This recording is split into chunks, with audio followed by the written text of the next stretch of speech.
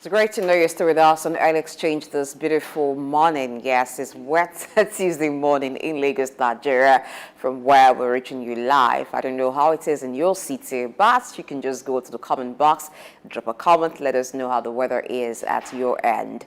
Don't forget that today is Word Book and Copyright Day. And before the break, I was telling you about Word Book Capital, that each year a different city is named Word Book Capital. Now, it started in 2001 when UNESCO, by a resolution, came to that conclusion or that agreement, and they named Madrid as the first Word Book Capital. So it changes year after year. Whatever city that is named Word Book Capital has the responsibility for a 12-month to carry out activities that foster a reading culture towards promoting inclusion and then making people see the need to embrace other people's diversity.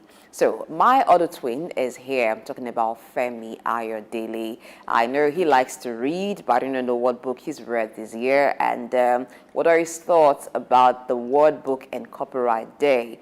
Femi, good morning to you. Good morning. Like I often say, I said looking good is part of our business. So also reading is also part of our business. Oh, yes. Because readers are leaders. You're a victim of what you don't know. So it's important you read, and that's what we'll do. And so you know, ignorance is not an excuse. Exactly. I'm happy the advocacy is coming on a day like this, to encourage the culture of reading. And I think it's very good. But don't let me be the guest. Oh, yes. I know one person who has a personal library. Even in the office, he has books, and he can tell you a whole lot about books. Sam Oroji, who is Director, Center for Public Policy, I know is a reader. Good morning. And I want to congratulate you on this day because I know you like a day like this. That's why Sam is excited. Yeah, I think it's a great It's a special day for a you. day that highlights the importance of reading. And like Femi underscored a little while ago, is that once you read, your perspective and your word outlook changes tremendously. So one major key element of today's celebration is the copyright element of it, which I think as you progress the conversation, be able to deal with specific issues on the other element of book, which is most critical to intellectual property, just beyond reading.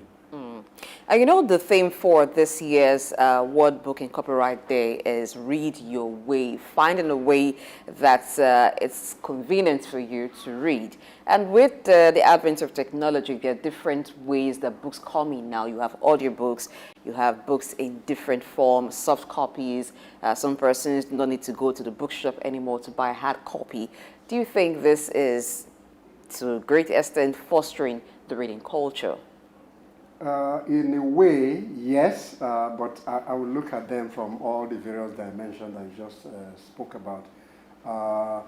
There is a popularization of e-books, and people claim, a lot of people try to see if they can read through the e-platform. But research has shown that more often than not, where people make claims that they are doing e-reading, the kind of focus that you do with hard copies is radically different. But on the other hand, audio has been an enabler in terms of fostering reading culture. To that extent, I'm one of those who campaign or pursue a mix of all the elements. Maybe some of us were trained in the longhand. Maybe that's why we have preference for hard copy. So it's not that I don't do e-reading, but the style we're trained in was to be able to get a book, you're able to use your highlighter and take major elements. But sometimes, even though some people do that with the e-book element, there are certain platforms that can magnify those reading. But what is important is to indulge, I use that word advisedly, to reading books. Because the greatest foundation of learning is actually domiciled with books. Once you read books, your mind is elevated beyond the ordinary. So you are able to travel far and wide.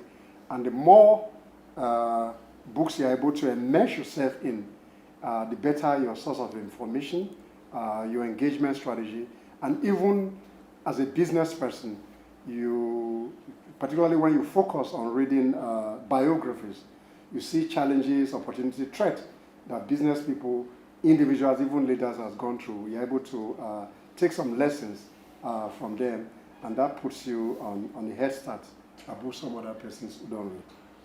Now, the theme for today's special day, which is World Book Day, is Read Your Way.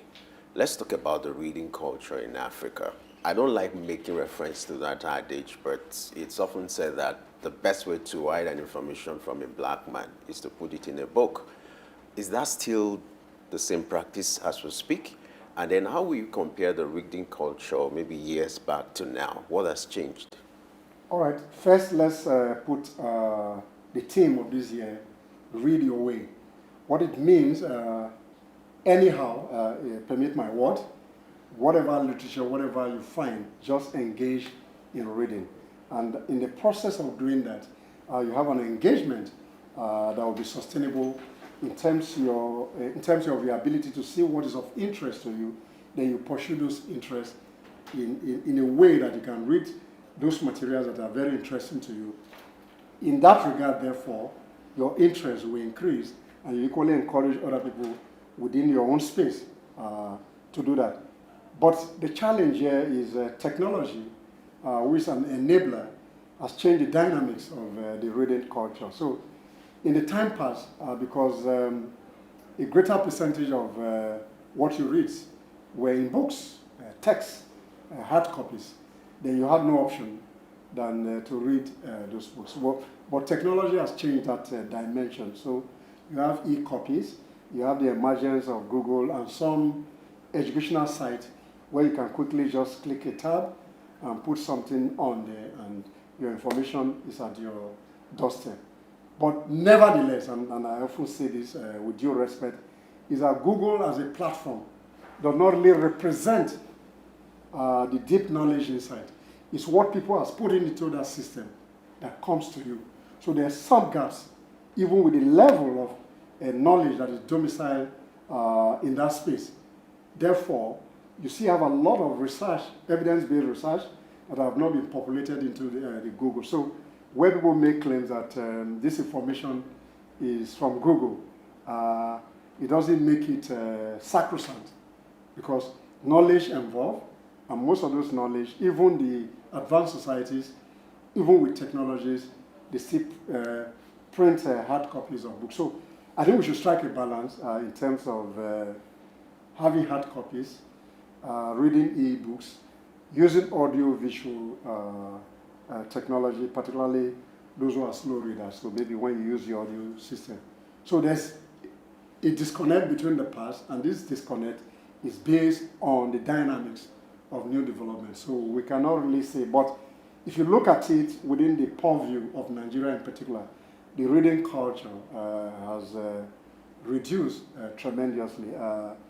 Not too old, but even as an undergraduate and as a graduate student, I could afford to buy about 2 newspapers, 2 magazines, which we must read cover to cover.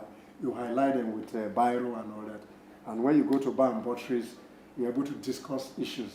But I'm not too sure those things really happen. But thanks to technology. So, but my worry is that when you engage a lot of undergraduates, in particular disciplines, okay, you went through a 4 years, 3 years, 5, 6, 7 years course, and you're not able to even mention basic text in that discipline. For me, that's a major challenge. So we need to, a day like this highlights the importance of reading, and we must encourage ourselves to read.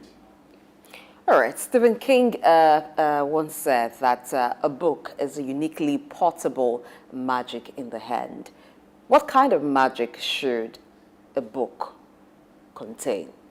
What is there to read? If the theme is Read Your Way, and part of the day's activities is to ensure that people enjoy reading, what should they be reading?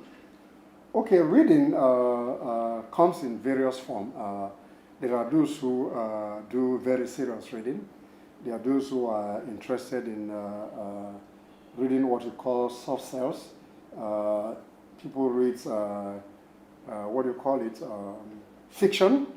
So what is important is that whatever is your choice, whatever passion you have, then you develop the culture of that reading. And like I said earlier, once you have this culture of reading, there's always something that will drive you to seek information through books. So there's always something in a book, either they are serious reading or fictional reading, whether they are storytelling literature. What is important is that once you read, you are able to grow your mind exponentially to the extent that even when you are challenged in terms of problem-solving skills, you have seen somebody that has dealt with these issues before. So that's improve on your mind. And once your mind is improved, then that impacts positively on society as well. You know, talking about cultivating the habit of reading, I want us to dwell more on how easy it is to cultivate that culture for those who have not been doing it, how easy it is, and how will they even cultivate the habit of reading? I think fundamentally, this is within the domain of the family as the social institutions where socialization and acculturation actually take place. So what we do at that level is to find a way to encourage children to read in their formative years. So when that kind of environment is created, that will be able to sustain a reading culture. Two, parents or people who take care of some children should find a way to buy books, read to them, even in their formative year. Number one, that improve on their cognitive advancement in terms of what you put into their mind. So family is key in terms of providing that environment. Then the school, particularly early childhood education beyond the family, should cultivate that.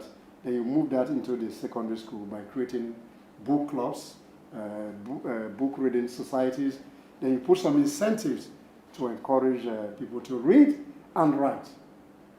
Because beyond reading, writing is equally essential so that you have what we call a balanced mind for the growth of the society. Now, when we talk about people reading books, another question is, how would they get the books? You know, you go to a bookshop, you have different books, and sometimes, as you have with other things, you have the original copy, you have reproduced copies of that book, whether authorized or unauthorized. Sometimes you find them like that. And that brings us to copyright. What is your take on the issue of copyright, of intellectual property, even as the day takes focus, or the issue takes focus today?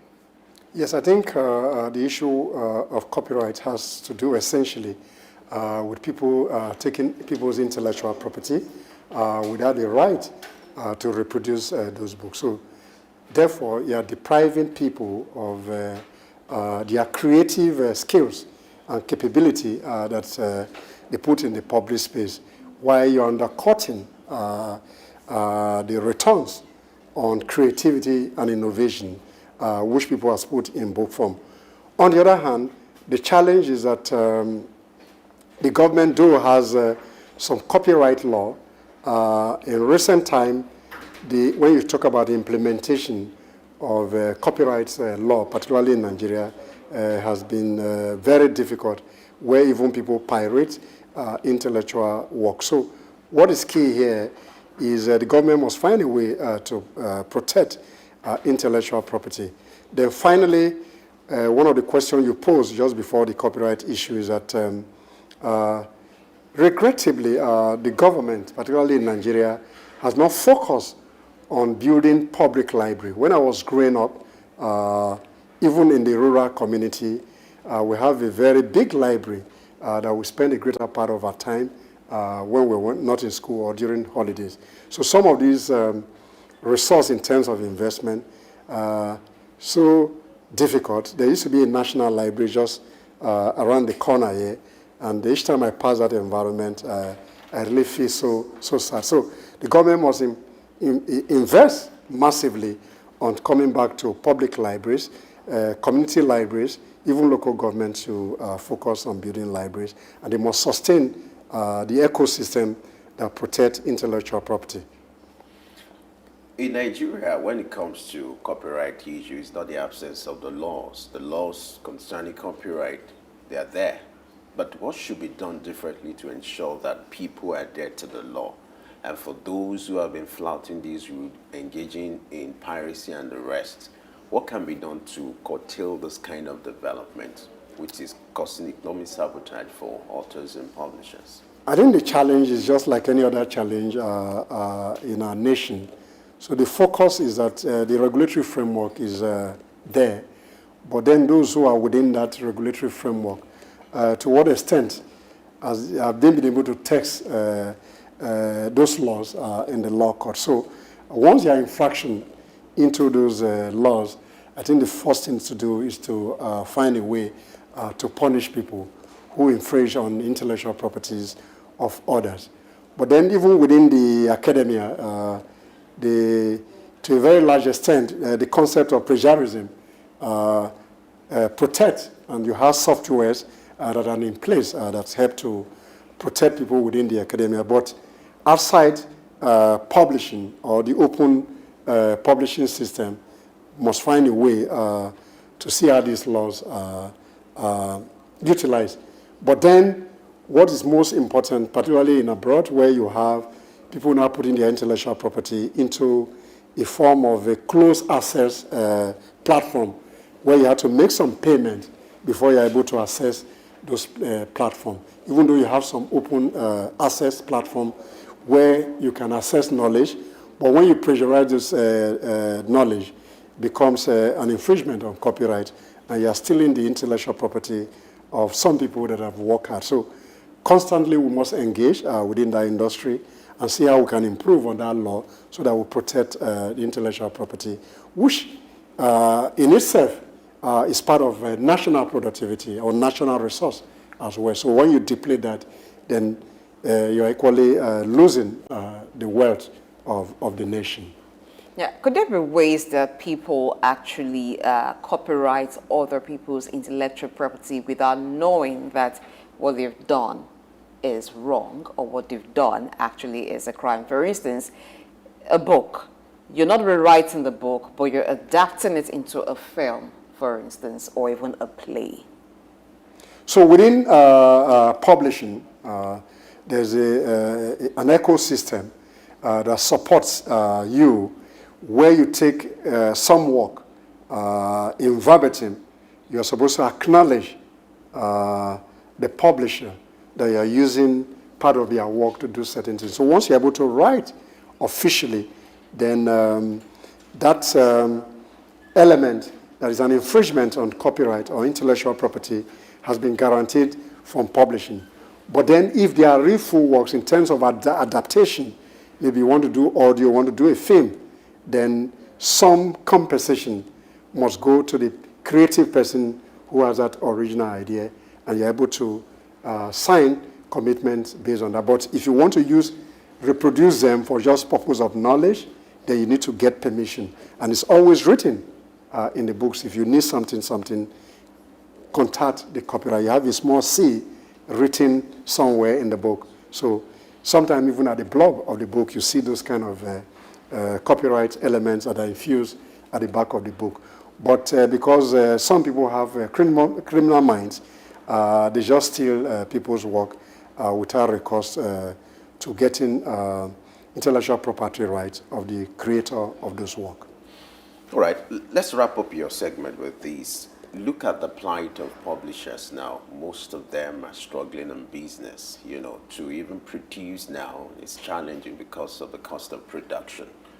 What can be done to encourage writers, authors, and publishers to stay in business? Because it's also part of what we're talking about. If these people are not in position to publish these books, it will also affect the reading culture in Nigeria. In my view, I think when you talk about subsidies, is even more appropriate in the publishing and the printing sector, because that ecosystem, just like the air business, the margins are very low. So government can provide some kind of incentive in trying to see how they can provide some tax holidays for people that import paper that you use for printing.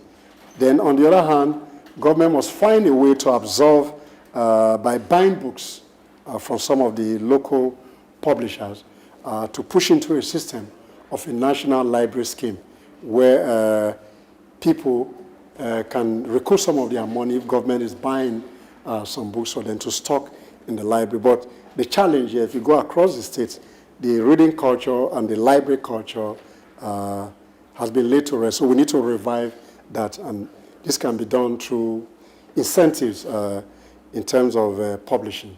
Then we must protect the intellectual properties of the creative writers. Thank you so much, Samuel Uju, for being with us on the show talking about World Book and Copyright Day. My pleasure to be here. Thank you. Early exchange, shaping policy, advancing development.